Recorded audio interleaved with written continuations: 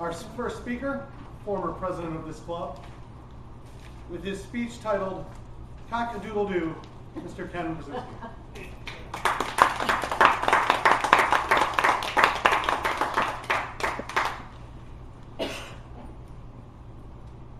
Have you ever said something that was so misunderstood you thought, maybe I'm speaking the wrong language? You know that feeling, right? Well, that happened to me on a farm in Poland this past summer. And I learned a lesson about speaking the right language that you might find useful in your professional life and maybe your personal life as well. But more about that later. I was visiting this farm in Poland because it was the farm of the parents of my friend. And her parents only spoke Polish. So when she was in the house speaking Polish with her parents, I took advantage of this beautiful farmland to set up a lounge chair right next to the apple orchard trees, overlooking the valley with all the farmhouses, sitting under the blue sky in the sun and enjoying this extraordinary farmland scenery. You can imagine being there, how nice that would be, right? Do you like farms? I do. Okay, so Although I've never been to Poland. But you've yeah. never been to Poland.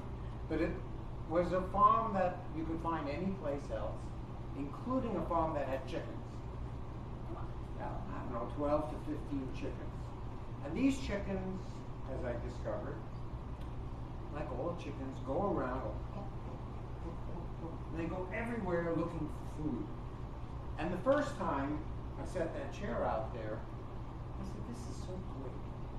A real farm experience. Chickens all around. Here I was reading a book, surrounded by chickens. I said, Ken, what could be better than this? Sunny sky, beautiful scenery, chickens like on a real farm. And then the rooster came up. Let's see. Now, I was not raised on a farm, so to me a rooster was another animal, right? The rooster comes up to my chair. I'm sitting there with my book. He looks at me with one eye, because roosters only have eyes on the side of the head. Stretches his neck out. He goes, cock-a-doodle-doo! And scared the dickens out of me. I said, what? And I realized he's concerned about his chickens. I said, you could have your chickens. I don't want your chickens. Go away! And chased the rooster and all the chickens away. Back to reading my book, enjoying the sunshine, the scenery, that back to nature feeling. And chickens came back, of course. They're looking for food. They don't know for anything. And as I'm reading, the rooster comes back. And before he said anything, I said, I don't want your chickens. Leave me alone.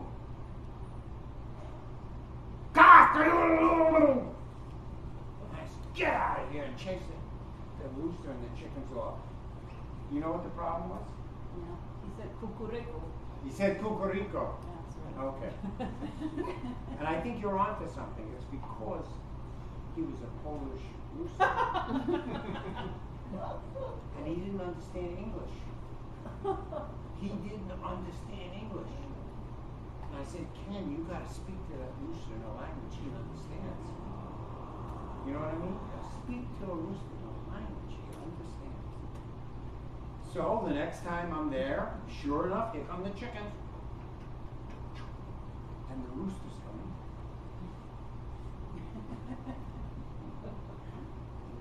Stretches out his neck. I could see what's coming next. But before he gets me, I jump out of the chair and I go, cock-a-doodle-doo, you little, and scared the dickens out of that And he took off, and the chickens flew off, and they never bothered me again.